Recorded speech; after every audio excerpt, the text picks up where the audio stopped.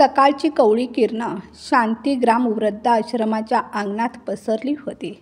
झाडांच्या पानावर दवबिंदू चमकत होते. जणू वृद्धाश्रमातील ज्येष्ठांच्या डोळ्यात साठवलेले अश्रू. काही वृद्ध अंगणात फेरफटका मारत होते, तर काही बाकांवर बसून आयुष्याच्या सोनेरी आठवणींना जपून धरत होते. वातावरणात एक गूढ शांतता होती, पण अचानक त्या शांततेला कुणीतरी छेद दिला. खोली क्रमांक 5 मधून एक केअरटेकर धावत बाहेर आला. चेहरा घाबरलेला, श्वास अडखळणारा. सरळ मॅनेजर वैभव शेलार यांच्या ऑफिसकडे जायला निघाला. पण योगायोगाने वाटेतच त्यांची भेट झाली. वैभव सर, लवकर चला, तो धापा टाकत म्हणाला. त्याचा आवाज थरथरत होता, जणू ओठांवरून निघणारे शब्दही भयाने गडप होणार होते. 40 वर्षाचे वैभव शेलार, ज्यांनी या वृद्धाश्रमातील प्रत्येक वृद्धाला आपल्या कुटुंबाचा अविभाज्य घटक मानलं होतं, क्षणाचाही विलंब न करता खोलीकडे धावले. आत पाहिलं आणि त्यांचं हृदय थरथरलं. पलंगावर जोशी काका पडले होते. 80 वर्षाच्या त्या देहाला मृत्यूची सावली वेढून बसली होती. त्यांचे डोळे दाराकडे खिळले होते, जणू कोणीतरी आपल्या लेकराची आस धरून दाराशी येईल याचीच प्रतीक्षा.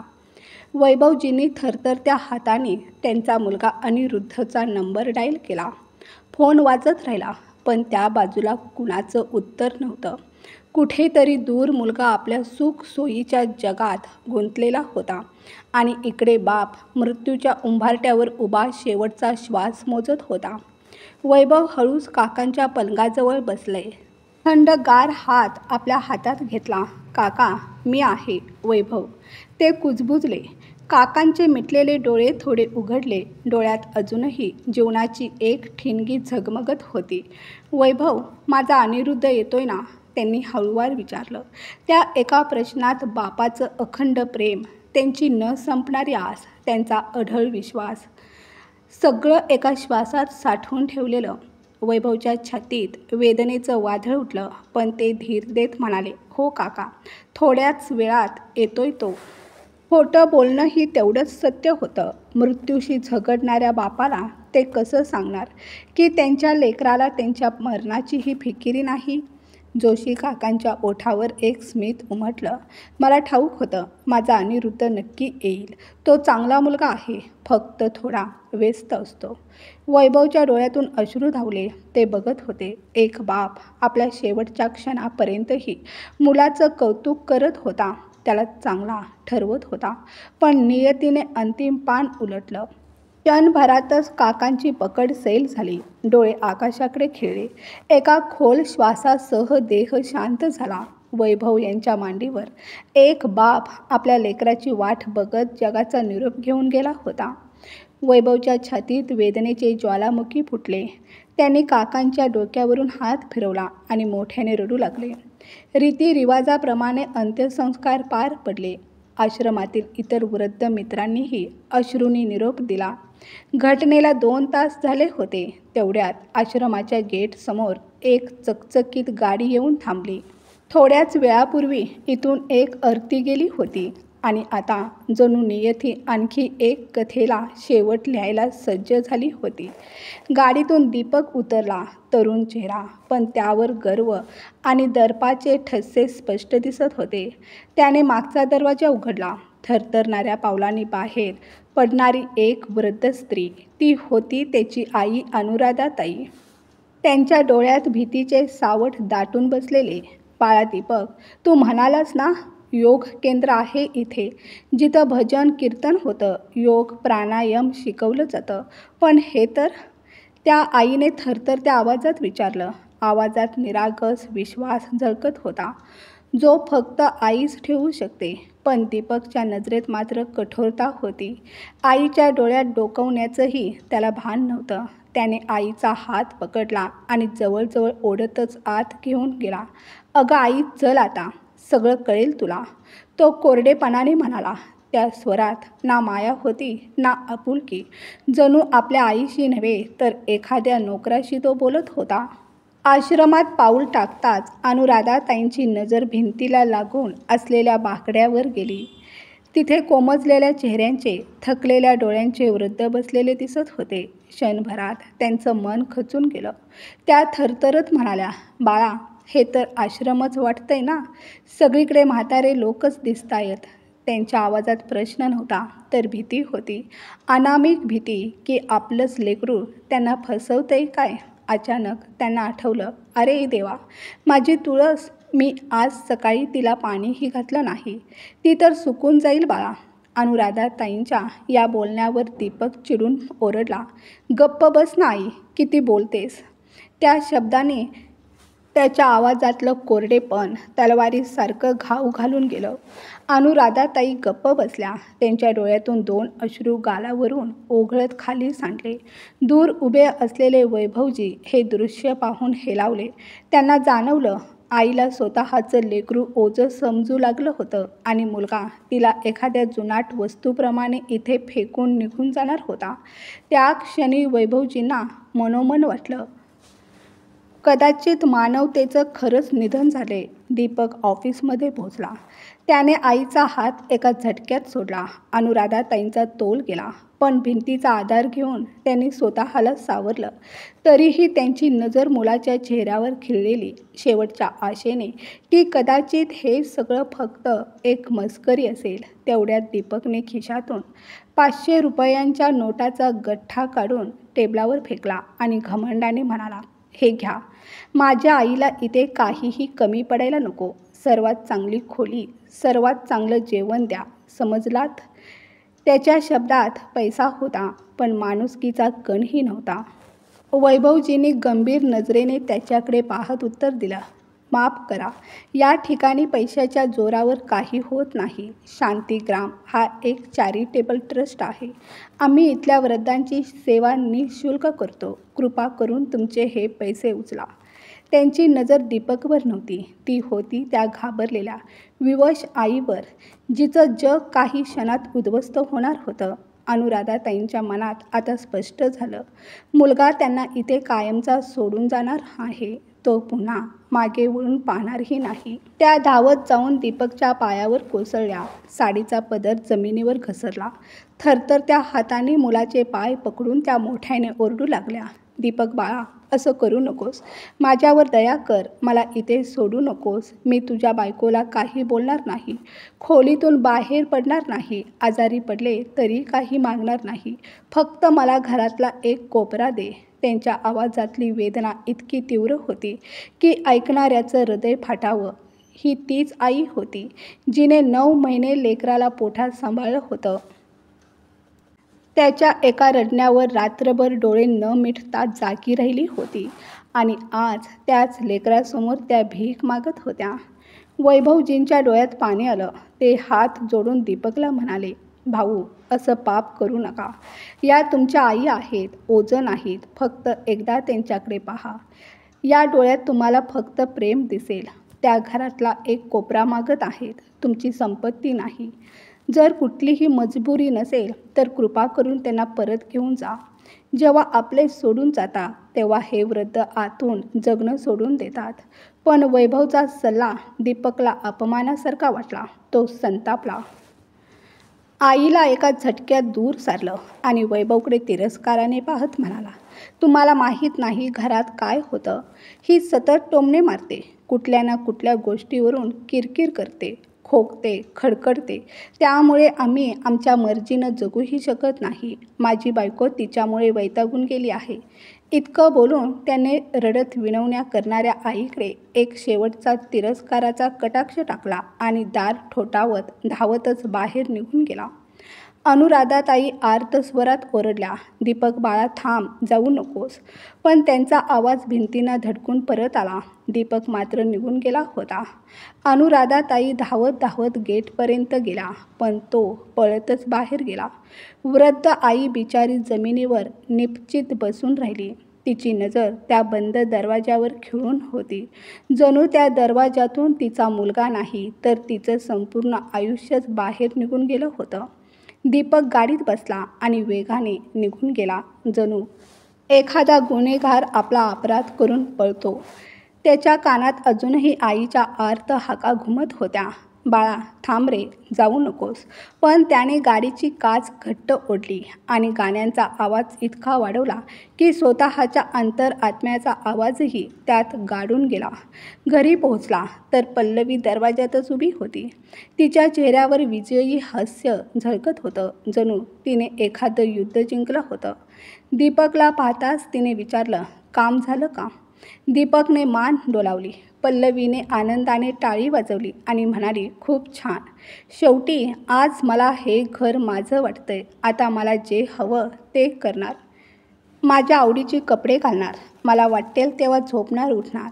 कोणी काही बोलणार नाही, कोणी उपदेश करणारा नाही. ऐकलं का? आज रात्री आपण एक पार्टी देऊया. सगळ्या मित्रांना बोलवूया. स्वातंत्र्याचा जल्लोष साजरा करूया. दीपक शांत होता. त्याला आईचा रडलेला चेहरा डोळ्यासमोर तरळत होता. पण पल्लवीचा आनंद आणि मिळालेल्या स्वातंत्र्याच्या विचाराने त्याने अपराध बोध दाबून टाकला. मनोमन विचार केला, मी जे काही केलं ते बरोबरच केलं. रोजच्या कटकटींपेक्षा हेच चांगलं. त्या रात्री आकाशात तारे चमकत होते आणि दीपकच्या घरात धूमधडाका सुरू होता. गाण्याचा कर्णकर्कश आवाज, मित्रांचे गडगडाटी हसणे, पेल्याला पेला धडकलेला आवाज, सगळं काही एकत्र मिसळलं होतं. पल्लवी आणि दीपक दारूच्या नशेत बेशुद्ध होत मित्रांसोबत गाणं नाचण्यात दंग झाले होते. त्याच वेळी शांतीग्राम वृद्धाश्रमातील छोट्याशा खोलीत अनुराधाताई अंथरुणावर बसल्या होत्या. दरवाजाकडे टक लावून पाहत, शेवटच्या आशेने कदाचित मुलगा परत येईल. आश्रमात जेवणाची वेळ झाली होती. केअरटेकर संगीता हातात ताट घेऊन आली. ताटात चपाती, डाळ, भाजी आणि भात होता. पण अनुराधाताईंनी ताटाला हातही लावला नाही. गळा इतका दाटून आला होता की पाण्याचा घोटही खाली उतरत नव्हता. संगीताने खूप आग्रह केला, पण त्यांनी फक्त मान हलवली. तिला माहीत होतं, वैभवजी आले की काहीही करून त्या 2 घास खातील. वैभवजी दिवसभर ऑफिसमध्ये असायचे, पण सकाळ संध्याकाळ मात्र आश्रमात वृद्धांना भेटायला यायचे. माई, हे काय ऐकतोय?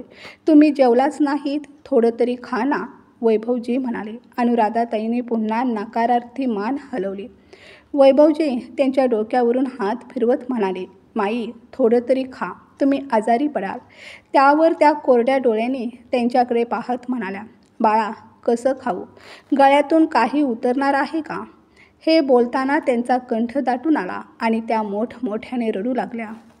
वैभवजींनी त्यांच्या डोळ्यातलं पाणी पुसलं आणि हळूवार त्यांना थोडं भरवलं. अनुराधाताईंची अवस्था पाहून त्यांचं मन हेलावलं. त्याने केअरटेकरला सांगितलं, संगीता, माईंची नीट काळजी घे. त्यांना खोलीत घेऊन जा. आराम करायला लाव. त्यांना कोणताही त्रास होऊ देऊ नकोस. अनुराधाताई एका निर्जीव शरीरासारख्या संगीतेच्या मागे चालत होत्या. डोळ्यातून अजूनही अश्रू वाहत होते. खोलीत गेल्यावर संगीतानं त्यांना अलगद अंथरुणावर बसवलं. कोरड्या डोळ्यांनी अनुराधाताईंनी संगीताकडे पाहत थरथरत्या आवाजात विचारलं, बाळा, खरंच माझा मुलगा गेला का? आता तो कधीच परत येणार नाही का? त्यांच्या आवाजातल्या वेदना इतक्या तीव्र होत्या की संगीताचं काळीजही धडधडून उठलं. नाही माई, असं म्हणू नका. तो नक्की परत येईल. कदाचित त्याची काही मजबुरी असेल, संगीता खोटा दिलासा देत म्हणाली. परंतु तिच्या मनालाही ठाऊक होतं, अशी मुलं परत फिरून येत नाहीत. वैभवजींच्या डोळ्यासमोर मात्र वारंवार 2 चेहरे येत होते. एक रडत खंगललेल्या अनुराधाताईंचा आणि दुसरा गर्वाने भरलेल्या दीपकचा. त्यांच्या मनात विचारांचा कल्लोळ उसळला. हे जग किती स्वार्थी झाले. इथे नाती पैशासमोर झुकतात. ममता, त्याग, आपुलकी सगळी मातीमोल झालं. दुसऱ्या दिवशी सकाळी वैभवजी पुन्हा अनुराधाताईंच्या खोलीत गेले. त्या शून्यात नजर खिळून बसल्या होत्या, जणू जुने दिवस आठवण्याचा प्रयत्न करत होत्या. वैभवजी त्यांच्या जवळ जाऊन मायेने डोक्यावरून हात फिरवत म्हणाले, माई, उठा. थोडं काही खा पीत जा. पहा, तुमच्यासाठी गरमागरम चहा घेऊन आलो आहे. असं स्वतःला त्रास देऊन काय होणार? तुम्ही आजारी पडलात तर दीपकला किती वाईट वाटेल. हे ऐकताच अनुराधाताईंच्या डोळ्यातून पुन्हा अश्रू दाटले. त्या हुंदक्यात म्हणाल्या, बाळा, त्याला काहीही वाटणार नाही. त्याला वाटलं असतं तर तो आईला अशा ठिकाणी टाकून गेला असता का? मी तर त्याच्या प्रत्येक आनंदासाठी आयुष्य घालवलं. लहानपणी तापाने फणफणत पडला होता तेव्हा रात्रभर त्याच्या उशाशी बसून होते. स्वतः डोळ्याला डोळा लावला नाही. त्याला काही झालं तर काय होईल हा एकच विचार करत होते. क्षणभर त्यांचा आवाज जड झाला. मग अश्रूनं म्हणाल्या, त्याच्या शिक्षणासाठी पैसे नव्हते तेव्हा मी सगळे दागिने विकले, अगदी मंगळसूत्रही. माझ्या संसाराच्या सगळ्या आठवणी गहाण ठेवल्या, फक्त एवढ्याच आशेवर की माझा मुलगा शिकेल, सावरलेला उभा राहील. लग्नाच्या वेळी त्याला पैशाची गरज भासली तेव्हा मी घरही विकलं. वाटलं आता मुलगा स्थिरावला आहे, तोच माझा आधार असेल. पण त्यांचा कंठ दाटला. वैभवजींनाही डोळे पाणावले. आज सकाळी जेव्हा मी जागी झाले तेव्हा क्षणभर विसरलेच की मी कुठे आहे. वाटलं घरी आहे, दीपकसाठी चहा करायचा आहे. त्याला माझ्या हाताचा कडक चहा फार आवडतो. पण मग आठवलं. इतकं बोलून अनुराधाताईंनी मोठ्याने हंबरडा फोडला. मी इथे आहे या आश्रमात एकटीच. वैभवजींचा कंठही दाटून आला. त्यांनी अनुराधाताईंना लेकरासारखं मिठीत घेत म्हणाले, माई तुम्ही एकट्या नाही, मी आहे ना तुमच्यासोबत. इथले सगळेच तुमच्यासोबत आहेत. अनुराधाताईंनी त्यांच्याकडे अश्रू भरल्या नजरेनं पाहिलं आणि अलगद पुटपुटल्या, तू खूप चांगला आहेस बाळा, पण शेवटी परकाच आहेस. मी तर माझ्या लेकराकडूनच अपेक्षा केली होती की तो मला असं कधीच एकटीला सोडणार नाही. त्यांच्या वेदनेचं ओझं इतकं खोल होतं की वैभवजींच्या डोळ्यातील पाणी थांबेनासं झालं. त्या क्षणी त्यांना उमगलं, आईला सर्वात जास्त जखम तेव्हा होते जेव्हा तिचं स्वतःचं लेकरू तिला सोडून जातं. ते तिच्या शेजारी बसून तिच्या प्रत्येक हुंदक्यातील वेदना अनुभवत होते. तिच्या प्रत्येक अश्रूचा थेंब मनोमन मोजत होते. आणि मनाशी विचार करत होते, किती बरं झालं असतं जर या आईचं दुःख मी थोडंफार का होईना हलकं करू शकलो असतो. अनुराधाताईंनी वैभवकडे पाहत अलगद पुटपुटल्या, बाळा तू माझ्या दीपकला समजावशील का? त्याला सांग त्याची आई त्याच्या विना जगू शकत नाही. सांग की मी कधीच त्याला त्रास देणार नाही. त्यांचा आवाज घहिरवला होता. डोळ्यातले अश्रू कसाबसा रोखत वैभव म्हणाले, माई मी नक्की जाईन. मी त्याला समजावून सांगेन. पण आधी तुम्ही थोडं काही खा पीत जा. 2 दिवसांपासून तुम्ही काहीच घेतलेलं नाही. असं केलं तर तुम्हीच आजारी पडाल. खरंच 2 दिवस झाले तरी अनुराधाताई जवळजवळ उपाशीच होत्या. फक्त वैभवच्या आग्रहाखातर 2 घास तोंडात टाकायच्या. 3रा घास घशाखाली उतरतच नसे. नजर मात्र सतत त्या दरवाजाकडेच खिळलेली असे ज्या दरवाजातून दीपक निघून गेला होता. त्यांची ही दयनीय अवस्था पाहून वैभवचं हृदय तुटलं. त्यांना सहनच झालं नाही. त्यांनी मनाशी ठरवलं, पुन्हा एकदा त्या दगडाच्या काळजाला भिडून पाहू. कदाचित त्याच्या अंतर्मनातला माणूस अजून शिल्लक असेल. दुसऱ्या दिवशी सकाळी वैभव स्वतःच्या गाडीनं दीपकच्या दारात पोहोचले. खिडकीतून पाहताच पल्लवी ओरडली, जरा बघा बरं कोण आले गाडीतून. दीपक न पाहिलं आणि चेहरा वाकडा करून म्हणाला, अरे हा तर त्या वृद्ध आश्रमाचा मॅनेजर जिथे मी आईला सोडले. हा इकडे काय करायला आला? पल्लवीही हिडीसपणानं म्हणाली, काय माहीत, बहुतेक पैसे मागायला आला असावा. त्यावेळी तर फारच गर्वानं सांगत होता, आम्ही इथे फुकट सेवा करतो. शेवटी खरी लायकी दाखवायला आला.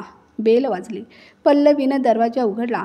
वैभव हात जोडून शांतपणे म्हणाले, ताई मी शांतीग्राम वृद्धाश्रमाचा व्यवस्थापक. फक्त एवढंच सांगायला आलो आहे.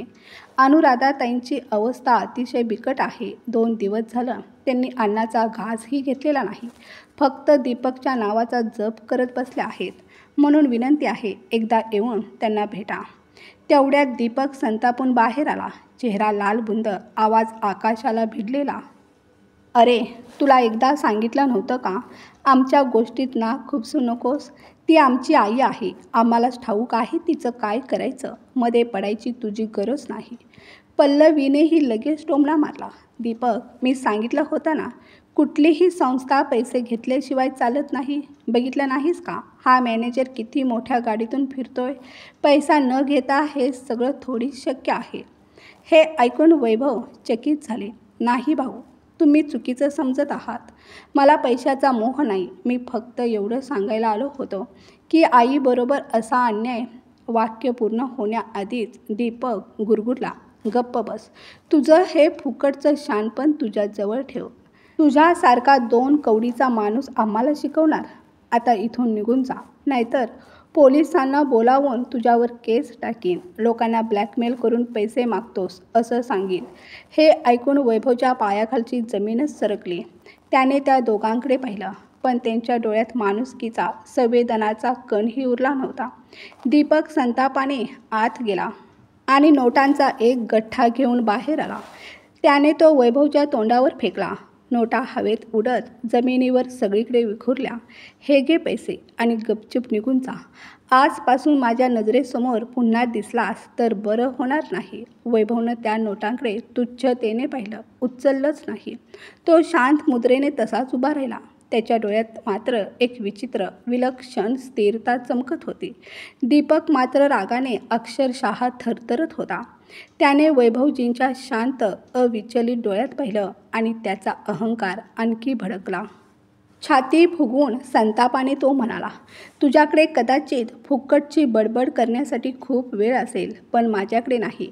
मी ग्लोबल टेक सोल्युशन्ससारख्या प्रतिष्ठित मल्टीनॅशनल कंपनीत सिनियर मॅनेजर आहे. आम्ही दिवसरात्र कष्ट करून कमावतो.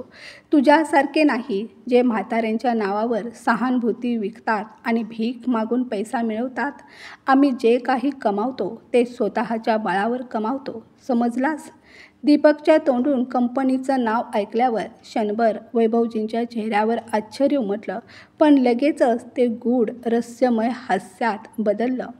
त्यांच्या डोळ्यातील विलक्षण चमक अहंकाराने अंध झालेल्या दीपक आणि पल्लवीला समजणारी नव्हती. तुम्ही अजूनही इथे उभे आहात?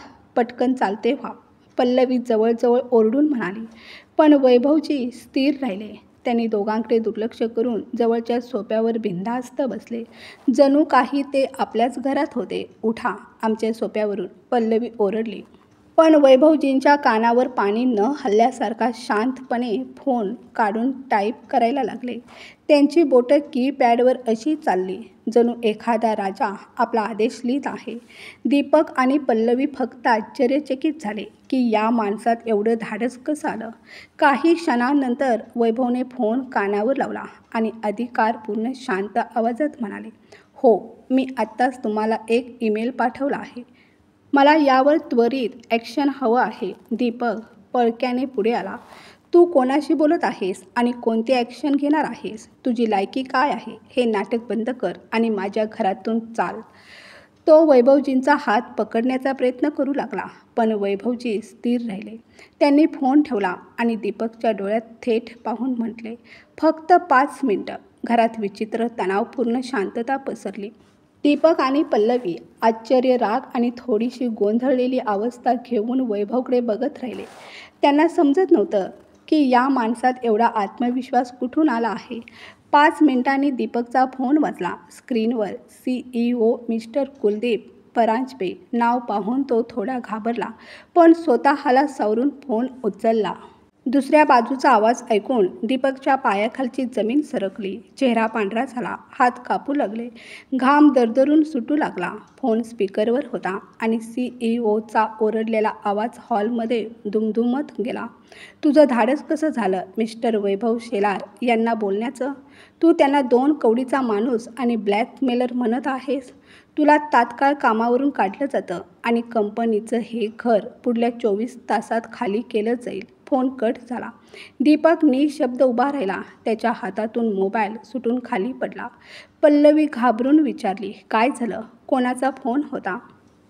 पण दीपकची नजर सोफ्यावर शांत बसलेल्या वैभवकडे स्थिर राहिली.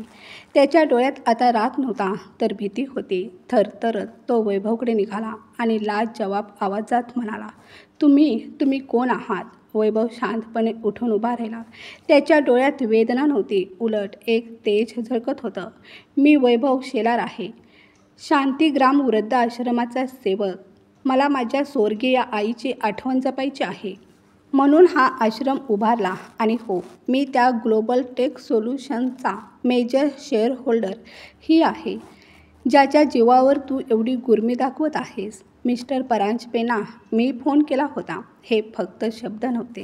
हे एक वादळ होते ज्याने दीपक आणि पल्लवीच्या घमंडाच्या साम्राज्याला एका क्षणात उद्ध्वस्त करून टाकलं.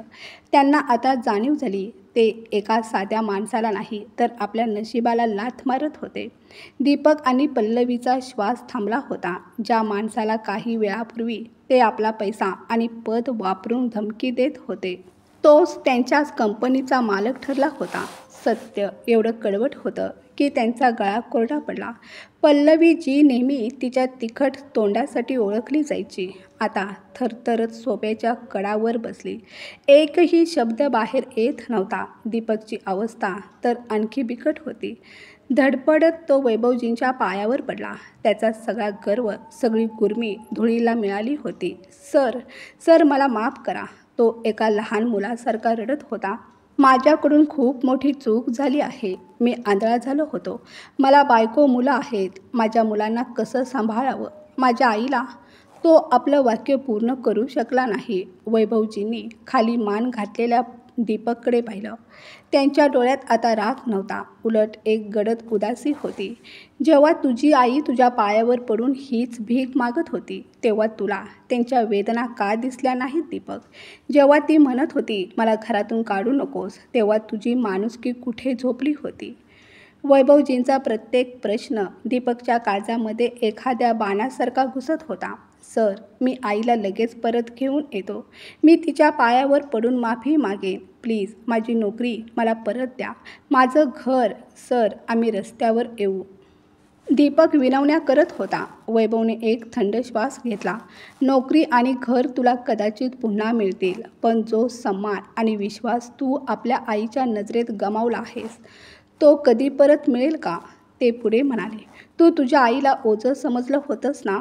आजपासून तू त्या ओझ्याशिवाय जगण्यासाठी स्वतंत्र झाला आहेस आणि आईच्या आशीर्वादाशिवाय तुला तुझी संपत्ती कुठेही घेऊन जाऊ शकत नाही. वैभवने वळून पल्लवीकडे पाहिलं. ती अजूनही हुंदके घेत होती. आणि तुला या घरामध्ये शांती हवी होती ना? आता या ठिकाणी खूपच शांती असेल.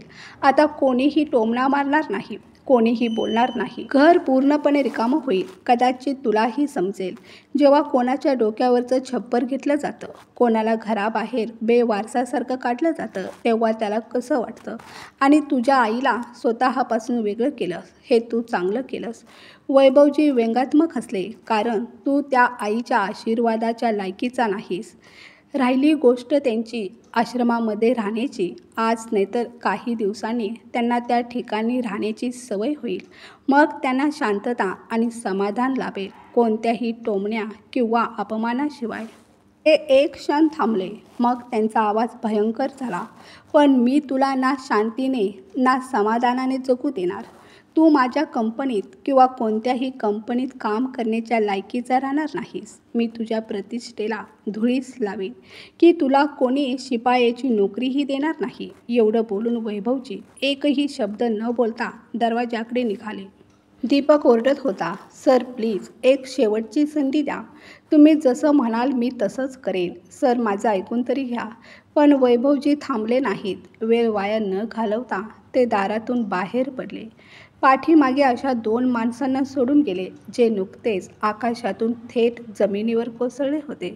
मग काय, अर्धा तास कदाचित किती कठीणपणे पार झाला असेल की दीपकची कार धूळ उडवत शांतीग्राम वृद्धाश्रमाच्या गेटवर थांबली. दीपक आणि पल्लवी धावत आत आले. त्यांच्या चेहऱ्यावर भीती आणि पश्चाताप दोन्हीही भाव स्पष्ट दिसत होते. अनुराधाताई खोलीत खिडकीजवळ बसल्या होत्या, बाहेर पाहत होत्या. जसं त्यांनी दीपकला पाहिलं, त्यांच्या डोळ्यात एक विलक्षण चमक उमटली. मला खात्री होती की माझं बाळ नक्कीच येईल. अनुराधाताईंच्या आवाजात आनंद आणि अभिमान स्पष्ट जाणवत होते. तुझी आभारी आहे देवा, म्हणत त्यांनी हात आकाशाकडे उंच करत जोडले. रिसेप्शनवर बसलेल्या व्यक्तीकडून खोलीचा नंबर घेऊन दीपक वेगाने धावत खोलीत पोहोचला. पल्लवी त्याच्याप्रमाणे स्फूर्तीने मागे मागे येत होती. आत येताच दीपक आपल्या आईच्या पायावर पडला. त्याच्या डोळ्यातलं पाणी आईच्या पायाला भिजवत होते. मला माफ कर आई, मी खूपच वाईट मुलगा आहे. मी तुझ्याबरोबर. त्याचा आवाज जड झाला. अनुराधाताईने थरथरत्या हाताने दीपकची मान वर केली आणि म्हणाल्या, अरे वेड्या, आई कधीच आपल्या मुलाला वाईट समजत नाही. तू आलास ना, माझ्यासाठी हेच महत्त्वाचं आहे. त्यांनी पल्लवी आणि दीपकला घट्ट मिठी मारली. तेवढ्यात वैभव शेलार तिथे आले. पल्लवी आणि दीपक पटकन त्यांच्या पायावर पडले. सर, आमच्याकडून खूप मोठी चूक झाली आहे. इथून पुढे आम्ही आईची पूर्ण काळजी घेऊ. ती आमची माता आहे. प्लीज सर, आम्हाला एक संधी द्या, दीपक म्हणाला.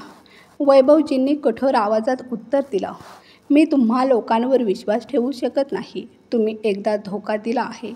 अनुराधाताई हात जोडून म्हणाल्या, वैभव बाळा, या दोघांना माफ कर. ही माझी मुलं आहेत. चूक प्रत्येक माणसाकडून होते. आता त्यांच्या मनात खरा पश्चाताप आहे.